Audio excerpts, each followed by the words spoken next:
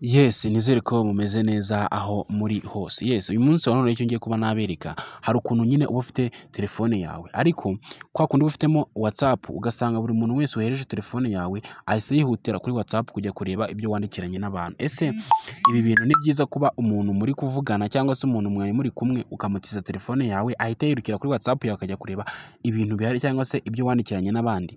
Uyu munsi ngiye kukwereka application izagufasha kuba wabyirinda ndetse ndakwereka n'uburyo muri iyi application ya WhatsApp uburyo wabikoramo kugira ngo ntagire undi muntu n'umwe wemerewe kuba yajya kuba yareba ubutumwa bwawe wandikiranye n'umuntu kuri WhatsApp, kubera yuko ibi ngibi usanga abantu benshi babikunda cyane. Ugasanga wenda umuntu araguteta ntiza mpamagare, ugasanga nta kindi ahise akora, ahise yihutira kujya muri WhatsApp yawe kujya kureba ibyo wandikiranye n'abandi cyangwa se amafoto runaka. Yes, ibi ngibi rero ngiye kuba nakwereka uburyo wabyirinda. Ngiye kwereka uburyo washyira password muri application yawe ya WhatsApp ku buryo winjiramo ukoresheje fingerprint cyangwa se ugakoresha password isanzwe wari usanzwe ufite. Yes, nkurikira nkwereka ibi bintu. Uzajya muri WhatsApp yawe, numara kujya muri WhatsApp yawe uhite uyikandaho gutya. Numara ko wayikandaho nta kindi uzakora, uzahita uza kuri buno budomo butatu buri hano hejuru, ubu ngubu buri hano hejuru. Numara kubujyaho uhite ubukandaho gutya. Numara kubukandaho icyo uzakora wowe uzahita uza hano muri setting. Numara kuza muri setting uzahita uza ureba ahantu handitse ngo privacy, dore ni ahangaha. Ahantu handitse ngo privacy, dore ni ahangaha abantu benshi muri kuhareba. Yes, urabona ko ari hariya handitse ngo privacy, dore ni ahangaha. Numara kubona handitse ngo privacy, icyo uzakora we uzahita uza uhakande gutya. Numara kuhakanda uzahita uzamuka urebe ahantu handitse ngo privacy checkup, dore ni ahangaha. No, uzahita uza ugakanda hano gutya, hano gutya, privacy checkup. Numara guhakana kuri privacy checkup rero icyo uzakora nta kindi, uzarebe ijambo rya nyuma riri ahangaha ryo hasi, uhite ureba hano ijambo rya nyuma hano, ngiri ijambo rya nyuma ngiri gutya urarireba. Numara kureba uhite urikandaho gutya. Numara ko warikandaho urahita ubona ahantu hari ikimenyetso cyitwa uplock cyangwa se gufunga application yawe, ntihagire umuntu uzajya uyinjiramo utamuhaye uburenganzira cyangwa se utabishaka. Uzahita uhabona, dore ngaha hazaba hari akamenyetso k'igikumwe ndetse ka fingerprint. Urabona ko ngaha handitse ngo uplock, uhite uhakanda. Numara kubona gutya rero, ubwo numara kuhakanda uzahita ureba hariya hejuru uzahita uhasanga akamenyetso, urabona ko hano hejuru hafunze. Nubona ko hafunze kuriya, wowe uzakora iki? Uzahita uhafungura. Kuhafungura rero nta kindi uzakora, uzahita uza uhakande. Wakande, nuhakanda urabona ko mu ibara ry'umweru, nuhakanda zahita rihinduka gutya.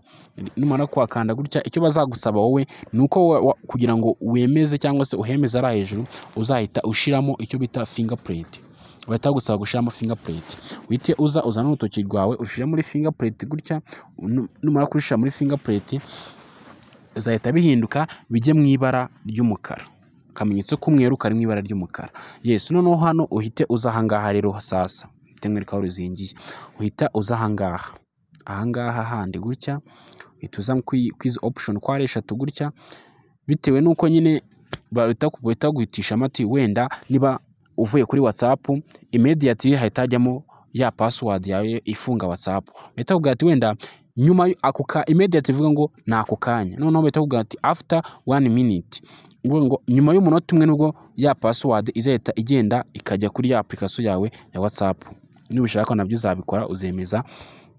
Ubwo nubishaka wowe uzahita uza, niba ushaka ko password yawe izajya ijyamo nyuma y'umunota uzajya ubikora. Niba ushaka ko izajya ijyamo nyuma y'iminota 30 nabwo uzajya ubikora. Ariko ibyiza nuko washira hano muri immediately, kano kantu ka mbere kabanza, kuko bivuga ngo nako kanya ukivaho hagahita hajyamo password, ngo kongera kuyifungura cyangwa se kongera kujya kuri WhatsApp hagahita hajyamo indi password. Yes, ubwo ngubwo rero urabona ko namajije kubikora kandi byakunze. Ubwo tugiye gusubira inyuma, noneho mpita nkwereka ko ya password cyangwa se ya fingerprint nashizemo yahise ifunga WhatsApp yanjye ku buryo nta wundi muntu yakwinjiramo atabanjije kuba namuha uburenganzira. Ubwo dusubira inyuma noneho turebe niba byakoze. Dusubira inyuma gutya, dusubira inyuma. Noneho tuze hano kuri ya WhatsApp yacu hano gutya, tuyikandeho. tumara kuyikandaho gutya urabona ko hahita hazamo ya fingerprint, ni ukuyishiramo cyangwa se ugashiramo password isanzwe yo muri telefone wari usanzwe ufitemo.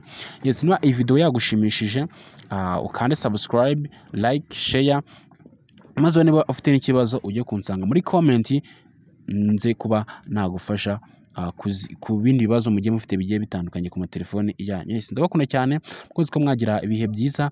Ugiye umva kuri mikoro nitwa Jules, ndabakunda mukomeze kugubwa neza. Duhurira muri tips zitandukanye zigiye zikurikira.